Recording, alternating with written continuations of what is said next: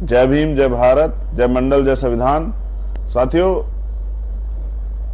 मैं इंतजार कर रहा था कि भाई पूरे देश में तो हम बहुजन की बात करते हैं तो इस देश के एससी, एसटी, ओबीसी और माइनॉरिटी की बात करते हैं। और इस देश की माइनॉरिटी का बड़ा परिवार जिसको मुस्लिम कहते हैं वो आज शोषण का शिकार।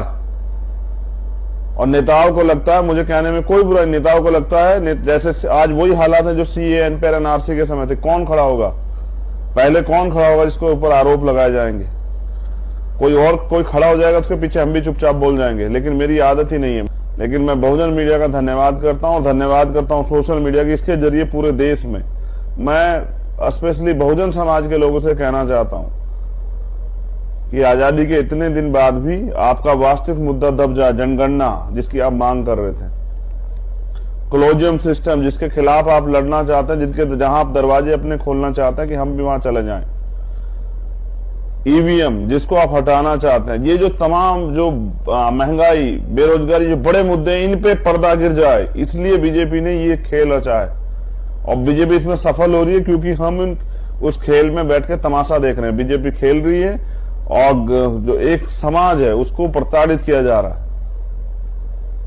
ये बीजेपी के लोगों का खेल और हम सिर्फ तमाशबीन बने हुए नहीं। अब ये तमाशा नहीं चलेगा, पहली बात तो।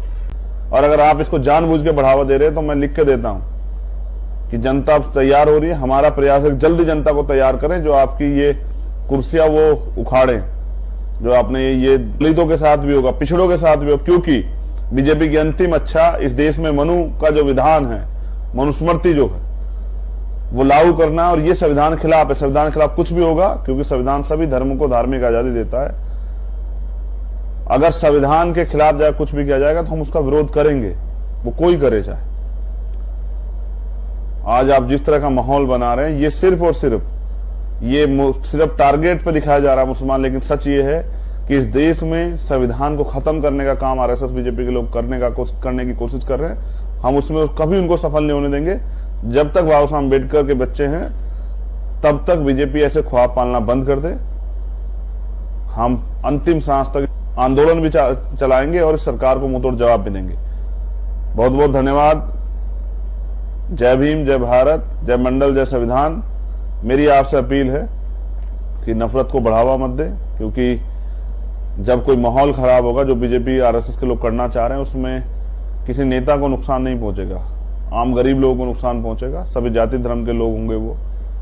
और हमेशा मैंने पहले भी कहा कि जब भी थोड़ा सा आगे बढ़े हैं बहुजन समाज के लोग, तभी बीजेपी, आरएसएस के लोगों ने षड्यंत्र करके उनको आर्थिक रूप से कमजोर करने का प्रयास किया। ये उसी की प्रक्रिया है कि ये लोग खड़े ना हो पाए अपने पैरों पे।